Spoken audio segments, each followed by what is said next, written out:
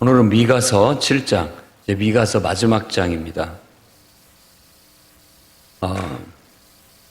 미가서 마지막 장에 1절에서 6절까지는 타락한 그 시대의 사회상을 고발하고, 그리고 7절부터 20절까지는 하나님을 향한 믿음의 고백, 그리고 또 기도, 찬양, 이런 내용으로 마무리를 짓고 있습니다. 재앙이로다, 화로다, 어떤 탄식 섞인 애언자의 표현이죠. 왜 재앙이냐? 먹을 포도상이가 없다. 그리고 무화과도 없다. 그러니까 먹을 만한 것이 하나도 없다.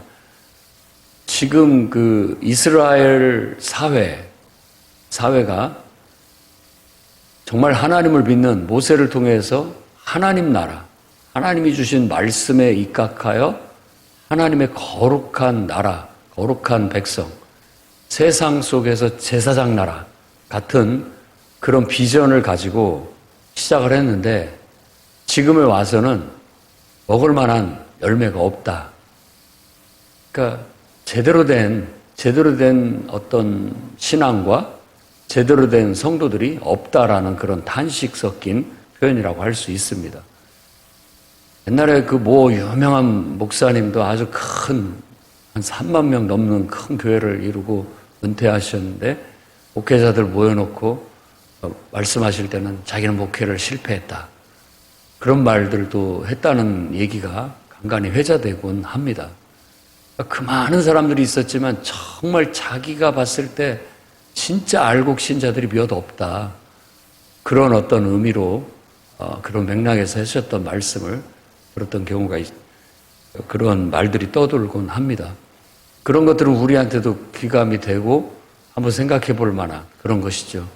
그러니까 정말 하나님을 믿고, 또 요즘은 이제 2세, 3세, 4세, 4대까지 모태신앙으로 태어나는 그런 사람들이 있는데, 그런 아이들이 교회 안에서 자라면서 정말 하나님을 알고 하나님을 사랑하고 마음을 다하고 뜻을 다해 힘 다해 하나님을 예배할 줄 알고, 그리고 기도할 줄 알고, 하나님 말씀 정말 생명의 말씀으로 알고, 날마다 하루도 빠짐없이 읽고 기도하고 그걸 묵상하면서 그 정신을 실천하고 삶에 녹여내는, 정말 완전히 하나님 앞에 100% 맡겨진, 드려진 그런 신자들이 얼마나 되느냐.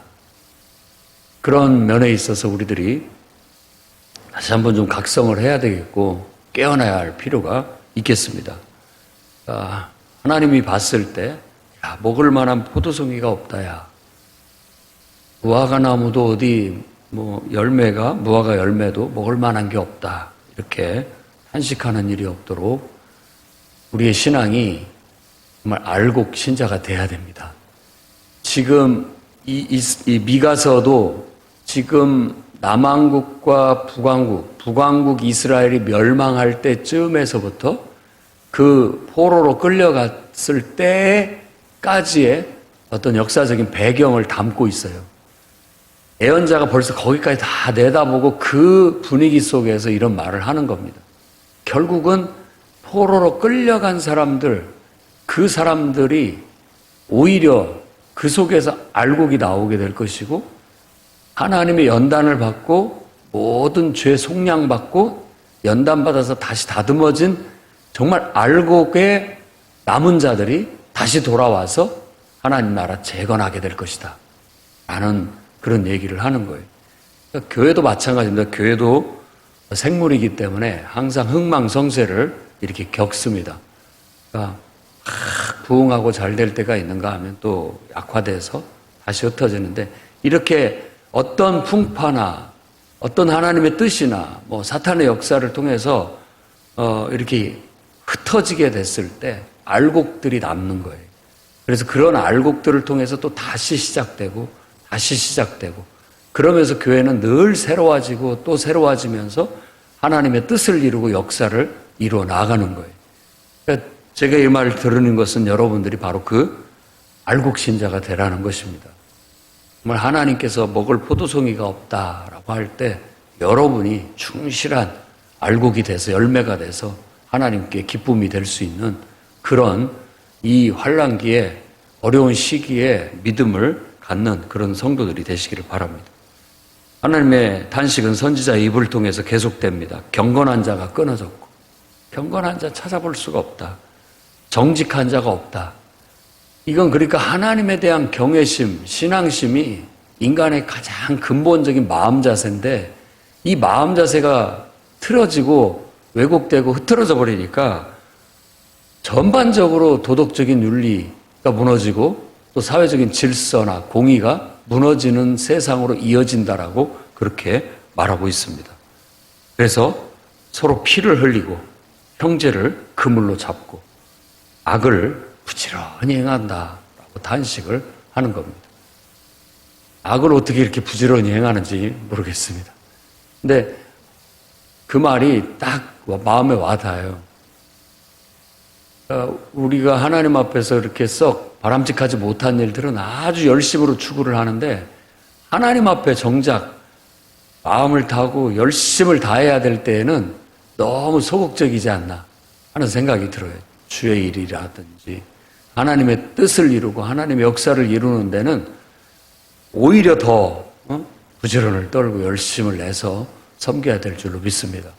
그런데 우리의 마음 자세가 정말 이 근본적인 인간의 신앙의 자세가 하나님과의 관계가 바로 되지 못한다면 이런 비정상적인 그런 일들이 일어나게 되는 겁니다. 지도자나 재판관은 뇌물을 받고 권세자는 욕심 부려서 지도자 재판관하고 권세자하고 서로 결탁을 해가지고 온갖 불의를 행하고 있다라고 하는데 이런 건 역사 이래로 이렇게 권력을 잡은 이제 통치자들이 있는 세상 속에서는 항상 있었던 일입니다.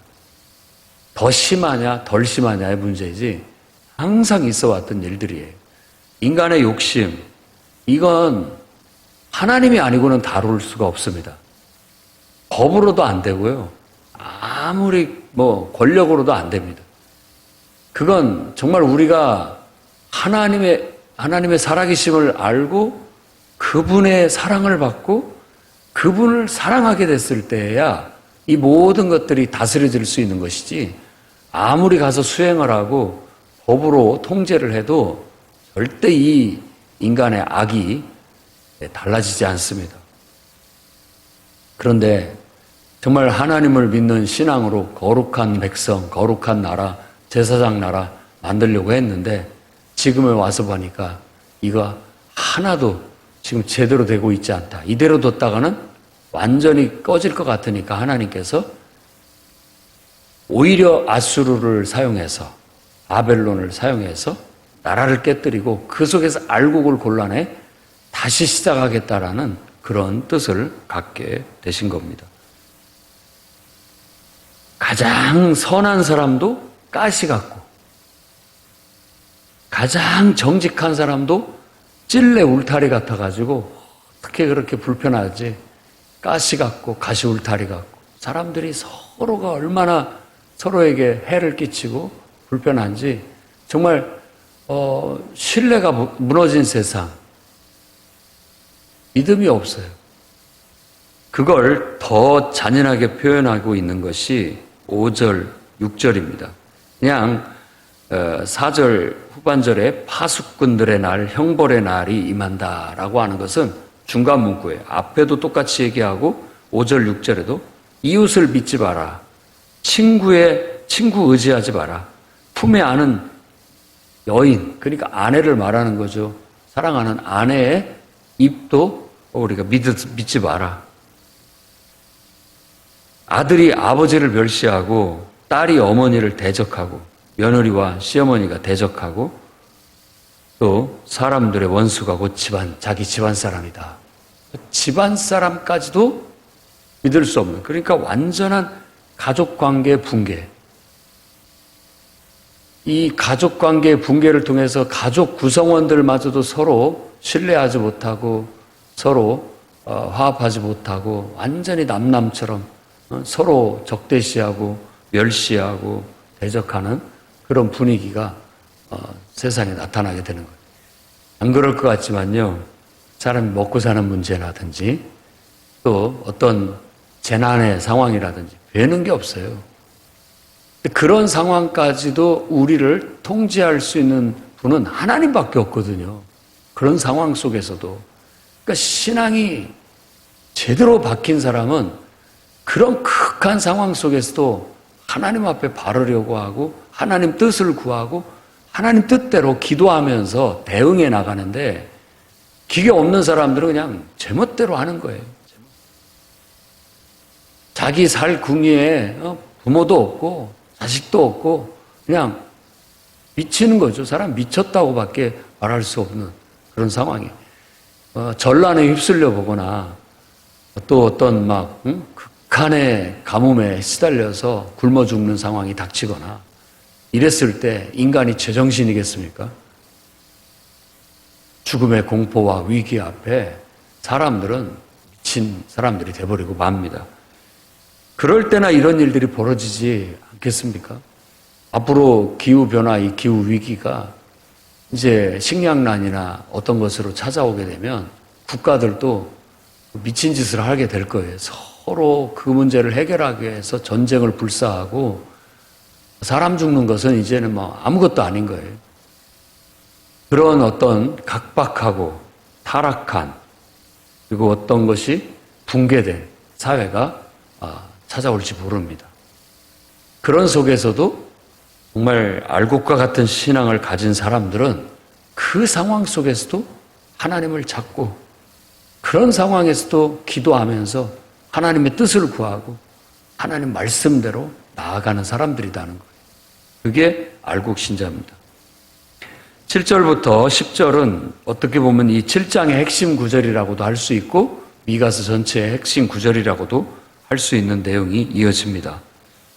자, 우리의 태도는 알곡 신자는 어때야 되느냐? 오직 나는 여호와를 우러러보며 나를 구원하시는 하나님을 바라보나니 나의 하나님이 나에게 귀를 기울이시리로다. 그런 상황에 그런 걸 보며 같이 망가지고 같이 붕괴되고 같이 제멋대로 행하는 사람이 아니라 그런 상황에서도 하나님을 바라보고 하나님께 구원하시는 하나님을 바라보고 그분을 의지하고 그분께 기도하는 사람입니다. 그러면서 하나님에 대한 절대적인 신뢰를 고백하고 있는 거예요. 그래서 이걸 신앙 고백이라고 할 수 있는 거죠. 저 보면 우리의 삶 자체가 신앙 고백입니다. 내 삶이 하나님을 향하여 철저히 신뢰하고 그분을 온전히 긍정하고 그분께 온전히 순종하면서 살아가는 것, 그것이 바로 우리의 참된 신앙인 것이죠. 그래서 내가 사실 어떤 풍파로 또 핍박으로 환난으로 엎드러질지라도 나는 다시 일어날 수 있다. 일어날 것이다. 왜? 하나님을 믿으니까. 하나님께서 나의 빛이시다. 라고 고백하는 겁니다. 그분이 내게 빛이 되니까 내 어두움이 싹 사라지고 내가 다시 자빠졌다 할지라도 일어설 수 있는 힘, 용기를 그분이 또 내게 주신다라는 겁니다. 내가 설령 범죄했고 하나님께서 내게 진노하셔서 내게 벌을 내리셨다 할지라도 논쟁과 심판, 이건 속죄의 과정이라고 보는 겁니다. 그러니까 우리가 하나님 앞에 범죄했고 내가 모르고 죄를 지었든 알고 지었든 결국 하나님께서 내게 벌을 주시는데 그 벌을 통해서 하나님 논쟁이라는 것은 우리를 깨우치시는 것입니다. 깨우치는 거. 하나님께서 너 이래서 네가 이래서 그렇다라는 걸 깨우치시는 거예요. 그걸 통해서 나의 안에 있는 죄가 떨어져 나가고 벗겨져 나가고 심판, 올바르게 나를 지도해 주신다는 의미예요. 벌할 건 벌하고 잘한 것은 인정해 주시는 그런 심판을 통해서 우리가 속죄되고 구원을 받는 겁니다. 그러니까 예수 그리스도의 십자가의 죽음은 대속이라는 의미도 있지만 사실은 심판이에요. 심판이 내려지는 거예요.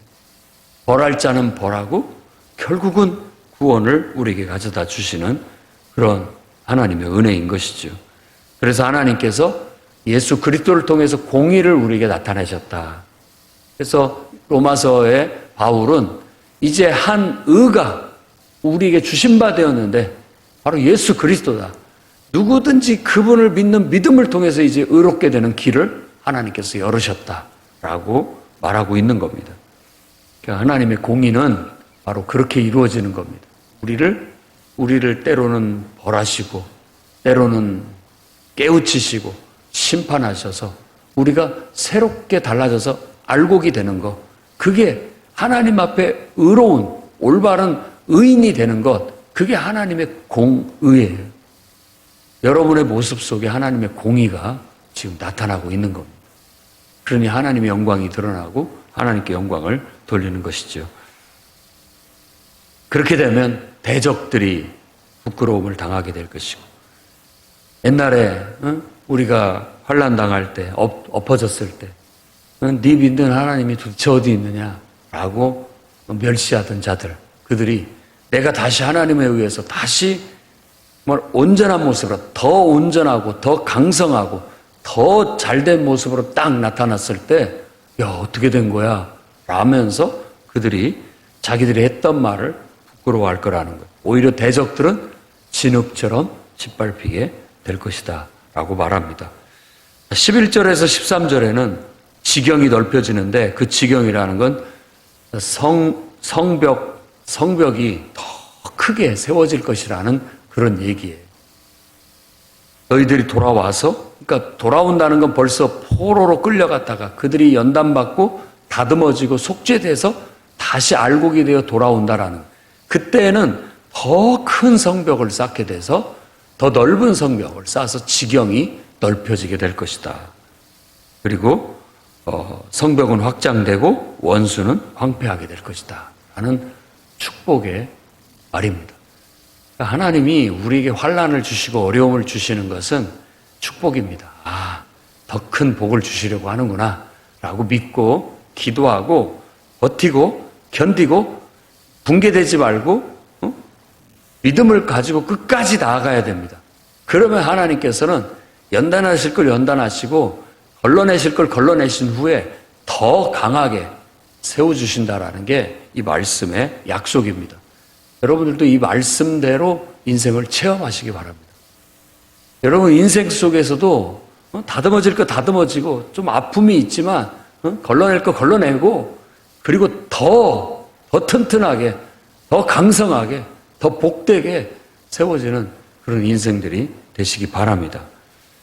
14절에서 17절 또 기도로 이어지는데, 원하건대라는 게 이제 어떤 바람을 하나님 앞에 아뢰는 기도죠. 14절에 주의 지팡이로 주의 백성을 먹이시되 옛날같이 먹여주십시오 라는 기도.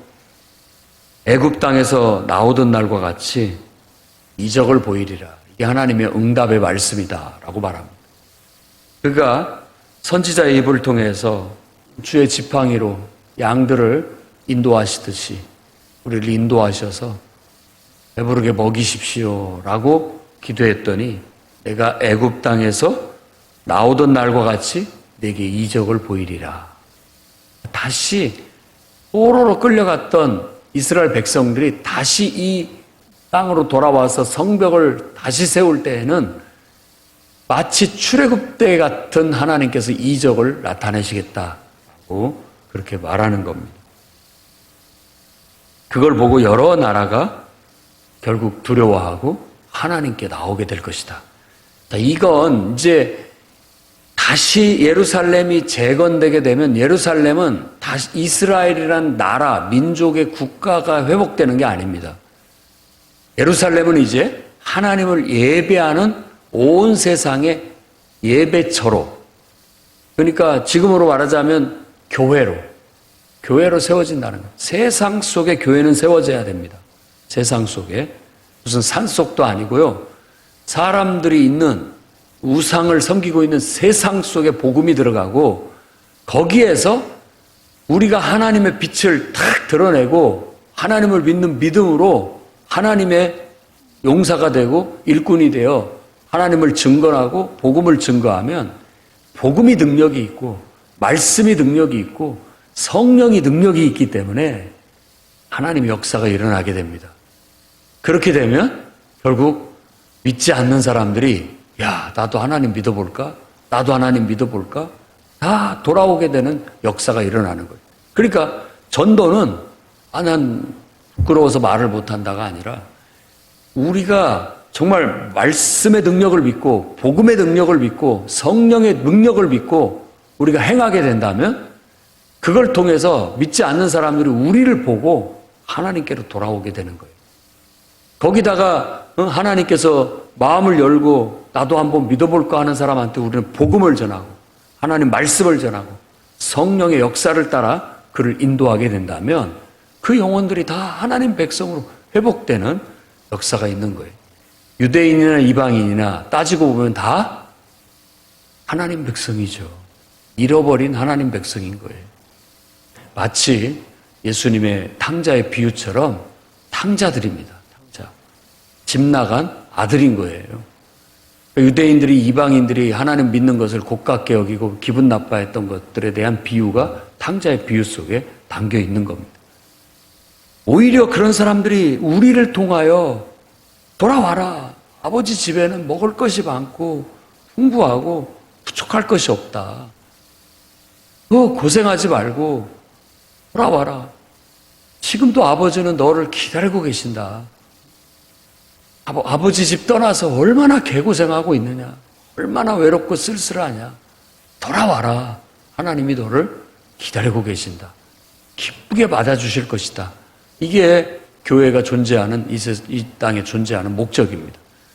모든 교회와 성도는 이와 같이 복음을 전해서 사람들이 하나님께로 돌아오게 해야 되겠고 그 역사가 마치 하나님께서 애굽에서 이스라엘을 구원하실 때 기적과 능력을 나타내신 것처럼 이적을 나타내신 것처럼 하실 거라는 거예요. 여러분이 복음을 전하지만 하나님께서 이적을 나타내시고 그 영혼을 구원해 내십니다. 믿고 기도하고 말씀의 능력을 믿으시고 복음의 능력을 믿으시고 성령의 능력을 믿고 나아가시기를 바랍니다.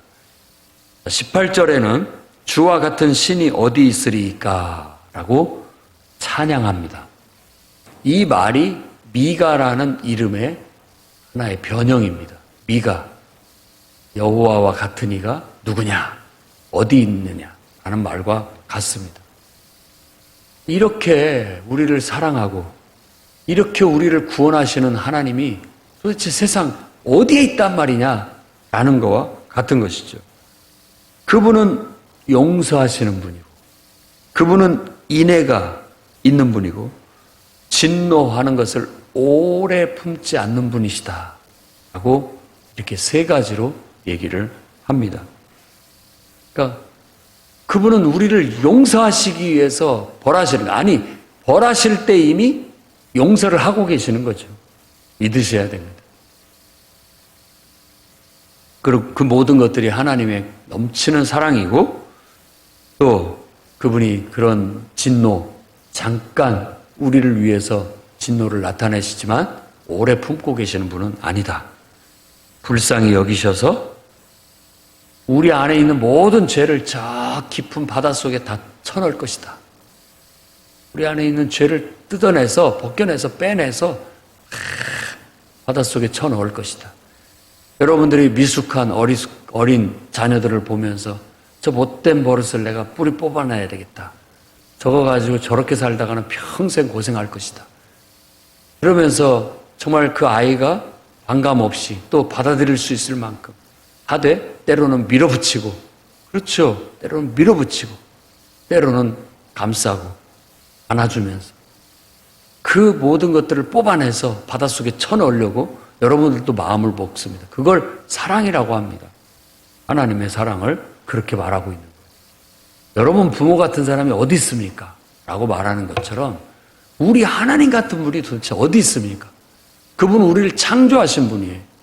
우리를 사랑으로 늘 돌보신 분이고 우리를 구원하시기 위해서 인간이 돼서 이 땅에 오셨고 십자가에 죽으시기까지 하고 장사 지냈다가 부활하셔서 우리에게 죄의 용서뿐만 아니라 우리에게 부활의 새 생명까지도 주시기로 약속하신 분이에요. 그래서 마지막 강조하는 것은 하나님과 하나님의 언약, 하나님은 언약을 아주 성실하게 지키시는 분이다라는 걸로 마무리를 짓고 있습니다. 아브라함하고 한 언약, 하나님은 그것 절대 변개하지 않고 그 언약을 지키시기 위해서 우리 가운데 역사하신다. 지금 이스라엘에게 하나님께서 매를 드시는 것도 그 언약을 지키시기 위해서 하시는 것이다. 그들을 다시 다듬어서 알곡이 되게 해서 하나님 다시 이 땅으로 돌아오게 해서 다시 재건되게 하시는 것도 하나님이 언약을 지키시기 위한 것이다. 아브라함의 언약, 다윗 언약, 하나님께서 우리에게 주신 언약은 신실하게 지키시는 분이라는 걸 말하고 있는 겁니다. 맹세대로 야곱에게 성실을 베푸신다. 아브라함에게 인애를 더하실 것이다. 아브라함에게 하신 약속, 야곱에게 하신 약속, 다윗에게 하신 약속, 모든 것들을 신실히 지키는 겁니다. 여러분들도 하나님의 약속의 말씀을 믿으십시오. 의심하지 마십시오. 정반대로 가는 것 같지만 아니요. 그것도 하나님께서 그 약속, 그 말씀대로 우리에게 이루시기 위해서 하시는 하나님의 역사라고 믿고 그분을 신뢰하고 정말 기도하면서 견뎌내고 이겨내고 또 여러분들이 다듬어지고 변화되면서 하나님 말씀대로 다시 반듯하게 서서 이 땅에 정말 하나님께서 찾으시는 알곡이 여러분들이 다 되시기를 주의 이름으로 축원합니다. 기도하겠습니다. 거룩하신 주님, 하나님을 찬송합니다. 이 가설을 통해서 우리에게 귀한 깨달음을 주셔서 감사합니다. 그 시대에도 혼란한, 영적으로 굉장히 혼란한 시기였던 것을 우리가 봤습니다. 이 시대와 우리가 견주어 말씀을 반면교사로 삼고 거울로 삼고 교훈으로 삼아 이 시대에도 예배드리기가 어렵고 또 부유한 물질 속에서 해이해진 우리의 신앙들이 만연하고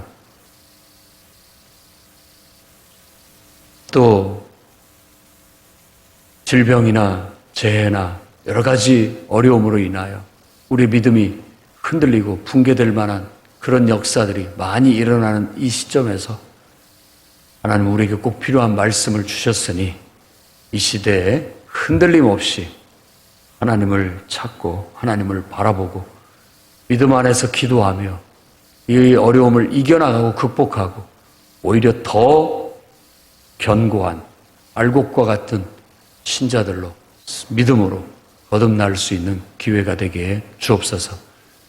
9월 18일부터 있을 부흥회를 통하여 하나님께서 큰 은혜를 주시고 그것을 기점으로 해서 우리 믿음이 변화되고 우리의 삶이 변화되고 우리 인생이 변화되는 축복을 얻게 하여 주시옵소서.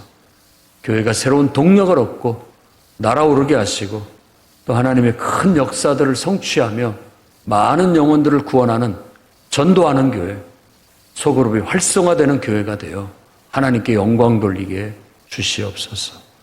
예수님 귀하신 이름으로 기도드립니다. 아멘.